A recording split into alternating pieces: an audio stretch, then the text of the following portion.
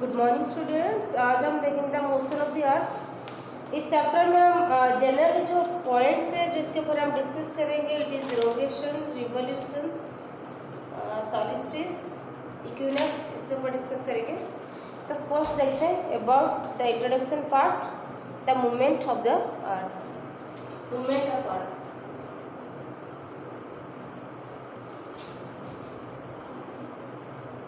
Generally earth जो move करता है, टू टाइप्स का मूवमेंट आता होता है। फर्स्ट हो गया आपका रोटेशन, सेकेंड हो गया रिवोल्यूशन। दोनों के बीच में बेसिक डिफरेंस क्या है? What is the basic difference between rotation and revolution? Rotation क्या होता है? It is the movement of earth,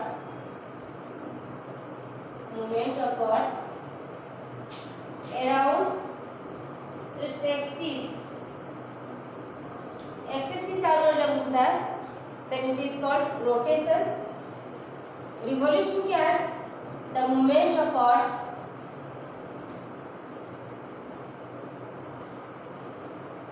around sun. सूरज के चारों ओर जो मूवमेंट होता है in a fix orbit, in a fix path, this is called sun. Fix path में हर प्लैनेट्स एक फिक्स पाथ में एंटी क्लॉकवाइज मूवमेंट होता है फ्रॉम वेस्ट टू ईस्ट। एक स्पेसिफिक पाथ में रिवॉल्यूट करता है, इस पाथ को हम ऑर्बिट्स बोलते हैं। ठीक है, तो इसमें ये पता चला अर्थ की जो मूवमेंट होता है टू टाइप्स होता है। Rotation, the movement of earth around its axis. Axis means क्या है? Imaginary line. मैं अभी डायग्राम ड्रॉ करके बताऊंगी। इमेजिनरी लाइन को हम बोलते हैं एक्सिस। तो अर्थ की मूवमेंट जब इमेजिनरी लाइन के क्रॉस होता है, जो कि हमारे 24 आवर्स हम कंसीडर करते हैं रोटेशन पीरियड। रिवॉल्यूशन पीरियड कितना होता है? 365 डेज एंड 6 आवर्स। तो रोटेशन होता है 24 आवर्स। ठीक है, इमेजिनरी लाइन मैंने कहा रोटेशन क्या है? It is the movement of earth around its axis which is imaginary line. Revolution क्या है? It is the movement of earth around the sun in a specific orbit which is called specific path which is called orbits। ठीक है, तो first हम discuss करेंगे about, आपका हो जाएगा द रोटेशन। जैसे कि मैंने लास्ट चैप्टर में आप लोग के लिए ग्लोब के बारे में डिस्कस किया था। ग्लोब क्या था?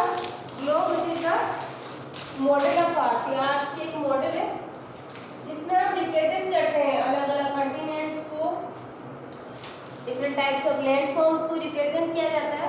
तो फर्स्ट हम आज का टॉपिक होगा it is about rotation. Definition पता चल गया, what is rotation? The movement of earth around its axis, own axis is called rotation. ठीक है,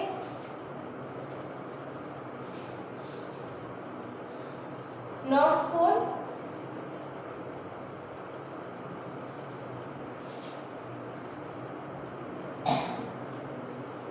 ये हो गया पर साउथ पोल। ठीक है, from north to south pole हमारी जो इमेजिनरी लाइन एक्सिस हम ड्रॉ करते हैं। It is tilted in nature. Tilted plane, ये प्लेन होता है जो कि हम इसको 0 डिग्री कंसीडर करते हैं। प्लेन से ये 66.5 डिग्री बनाता है। और ये जो वर्टिकल स्ट्रक्चर होता है, ये प्लेन को भी हम डॉटेड लाइन दे देंगे तो अच्छा होगा। हॉरिजॉन्टल लाइन से ये आपका 66 ड्रॉ करता है एंगल्स, कौन सा? एक्सिस। और हमारी वर्टिकल लाइन से ये 23.5 डिग्री बनाता है। समझ में आया? 23.5 डिग्री किससे बनाता है? With the vertical line. 66.5 degree बनाता है विद द हॉरिजॉन्टल लाइन, या हम इसको प्लेन बोलते हैं। समझ में आया? क्या बनाता है ना? Axis. What is axis? Axis is the imaginary line which joins from the north pole to south pole and it is tilted in nature। tilted, झुका हुआ रहता है। कितना एंगल बनाता है ना? हॉरिजॉन्टल लाइन या प्लेन के साथ 66.5 डिग्री बनाता है, जबकि वर्टिकल लाइन के साथ हमारे 23.5 डिग्री बनाता है। समझ में आया? देन इनकी कहा है जैसे कि टिल्टेड नेचर है तो इक्वेटर भी हम इमेजिन करेंगे, वो भी टिल्टेड नेचर होगा, 0 डिग्री इक्वेटर। देन आपका हो गया Tropic of Capricorn, Cancer, Tropic of Capricorn, Arctic Circle, Antarctic Circle, ये डिफरेंट टाइप्स ऑफ सर्कल्स हम इसमें क्रिएट करेंगे, ठीक है। ये इक्वेटर हो गया ट्रॉपिक ऑफ कैंसर, ये हो गया ट्रॉपिक ऑफ कैप्रिकॉर्न, ठीक है। देन हो गया अंटार्कटिक सर्कल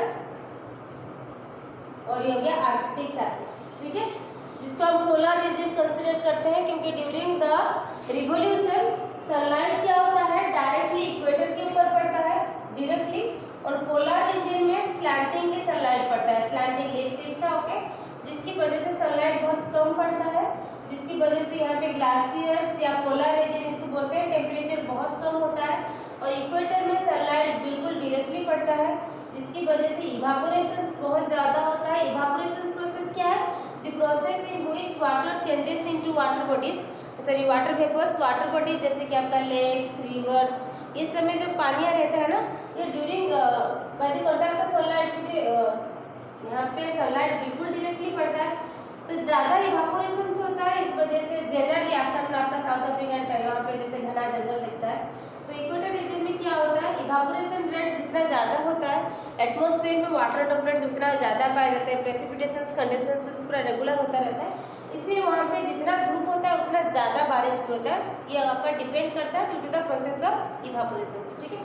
तो ये जो फिगर था मैंने ये समझाने की कोशिश किया है कि रोटेशन का डेफिनेशन हमने क्या कहा था, the movement of earth around its axis, क्योंकि अर्थ जो मूवमेंट करता है अपनी एक्सिस के चारों ओर घूमता तो है, उसके साथ सूरज के चारों ओर भी घूमता है, अपने एक्सिस के चारों ओर घूमने के लिए कितना टाइम लगता है 24 आवर्स, इट टेक्स 24 आवर्स, 24 घंटे लगते हैं, ठीक है। तो अपने एक्सिस के चारों ओर घूमते घूमते जब जिस पार्ट सूरज के सामने रहा डे पीरियड दिन होता है, और अपोजिट पर्सन जो सूरज के अपोजिट में रहता है वो नाइट हो जाता है, ठीक है। तो ये जो इमार्जिन ये जो लाइन रहता है ये इसको हम एक्सिस कंसीडर करते हैं, ये आपका डार्क पार्ट और सपोज ये लाइट पार्ट है और ये डार्क पार्ट है, इन दोनों को जो अलग करता है हमारी एक्सिस या जो इमेजिनरी लाइन, इसको हम बोलते हैं circle of illumination, circle of illumination.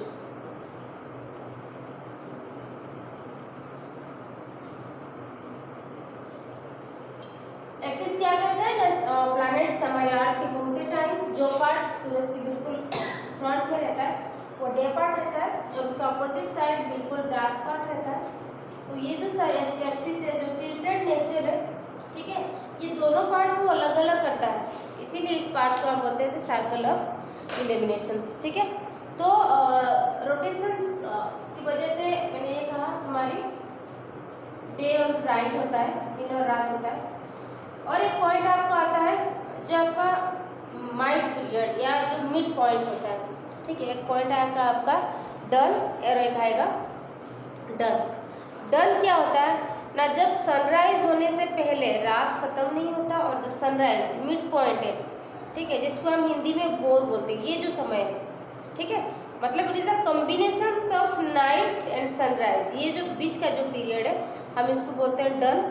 और डस्क क्या है, शाम के समय, मतलब सूरज पूरी तरह से ढकता नहीं है या अंधेरा नहीं आता, लेकिन फिर भी सनलाइट थोड़ा रहता है, रात नहीं आता फिर भी सनलाइट थोड़ा रहता है, मीन्स आफ्टरनून की टाइम, इवनिंग की टाइम, इसको हम बोलते हैं डस्क, ठीक है।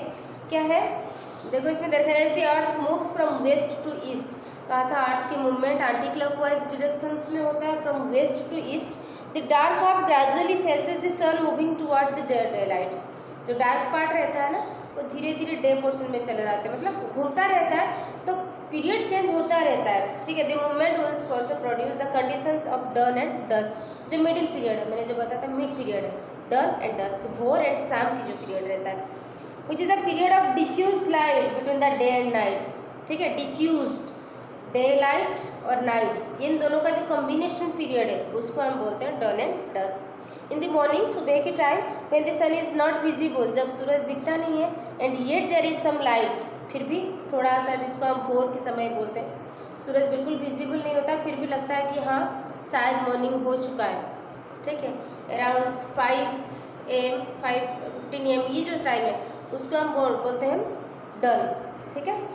उसी तरह से डस्क क्या है, इन द इवनिंग, शाम को, when the sun has disappeared, सूरज गायब हो चुका होता है, फिर भी कुछ लाइट रिमेनिंग रह जाता है, कुछ लाइट रह जाता है, उस पीरियड को हम बोलते हैं डस्क पीरियड।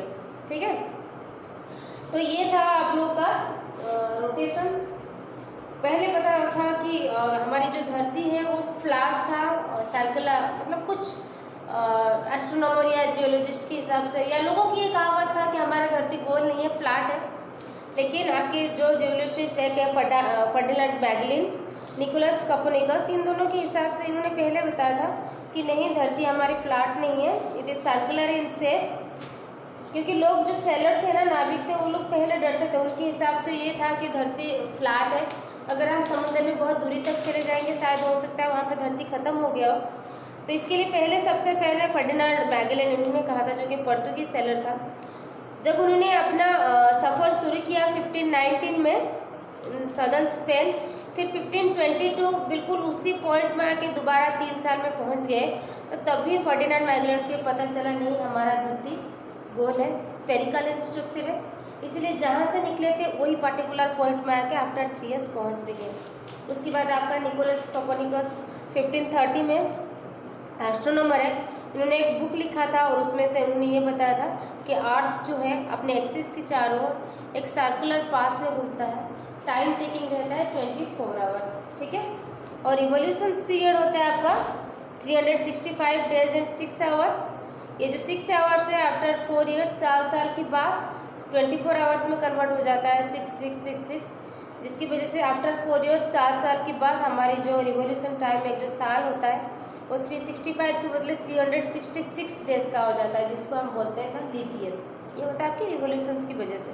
ठीक है, तो ये था हमारा introduction part of rotation revolution. कल हम देखेंगे about the effects of revolutions. ठीक है, बहुत इंपॉर्टेंट चैप्टर है, पढ़ लीजिएगा एक बार जरूर। Thank you.